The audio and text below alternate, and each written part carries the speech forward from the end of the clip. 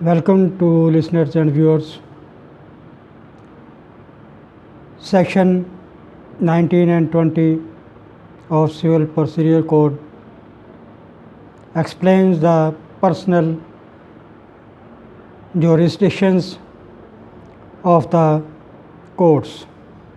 The general rule is that civil courts have jurisdictions to try all civil suits against all persons and any nationality within their jurisdictions.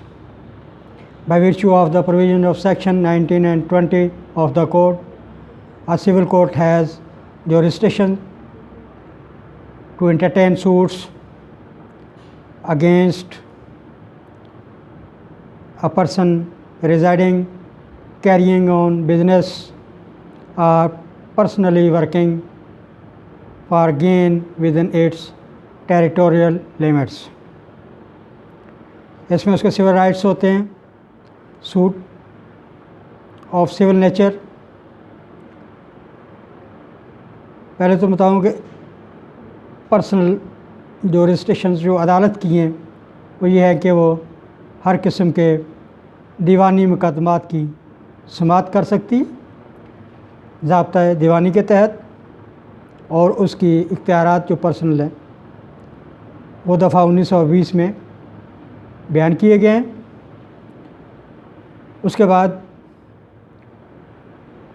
Civil rights क्या हैं इसके?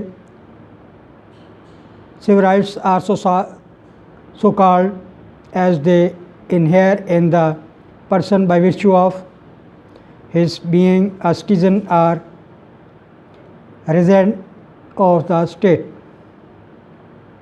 जिसमें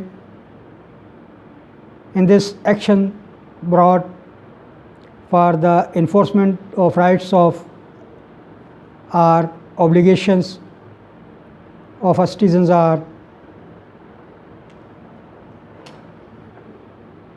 suits of civil nature, यानी अपने हक़ूक़ व फ़राइज़ को अंजाम देने के लिए जितनी भी एक्शन लिए जाएंगे, अमल होगा, उसको हम सिविल नेचर दीवानी कहेंगे, बोलेंगे कि वो दीवानी मुकदमात में आएंगे अगर वो किसी राइट की, ऑब्लिगेशन की वायलेशन होती है, तो वो जो भी केस की नौयत होगी वो सिविल कोर्ट के तहत एंटरटेन होगी। सिविल जजेस उसका फ़ैसला करेंगे, बाकी प्रोसेस पूरा हेयरिंग, समाअत, विटनेस, पार्टिकुलर्स, एविडेंसेस सारा एक अमल से गुज़रते हुए ये सिविल कोर्ट्स के पास कॉन्स्टिट्यूशनल राइट है, इख्तियार समाअत है, ये उसके तहत करती है। और उसके लिए दफ़ा 19 एंड 20 वाज़े करते हैं। सूट ऑफ सिविल नेचर क्या है, इसकी एक्सप्लेनेशन के लिए मैं बताऊंगा कि suit by government servant for arrears of salary, state versus Abdul Majeed, AIR 1954, Supreme Court, page 245. A suit for the recovery of areas by a civil servant for the period he was actually in office is maintainable in a civil court.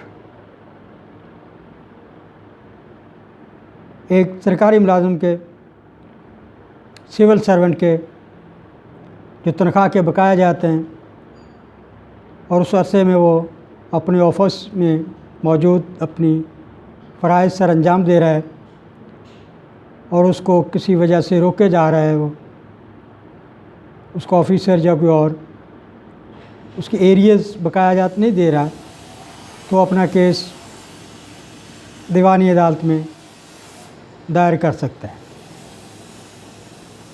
तो ये है civil nature, यानी कि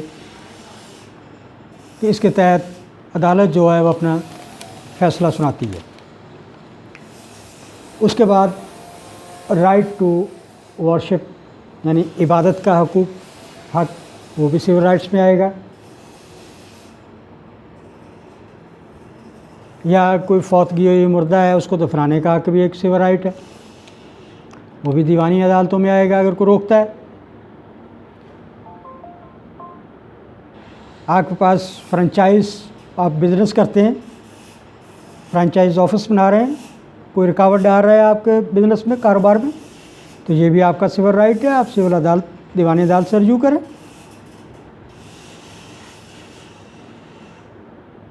आप शादी ब्याह होते हैं, कोई तलाक है या उसको ख़त्म करना चाहते हैं, डिसोल्यूशन है ऑफ मैरिज है, सिविल राइट है, सिविल अदालतें इसको एंटरटेन करेंगी।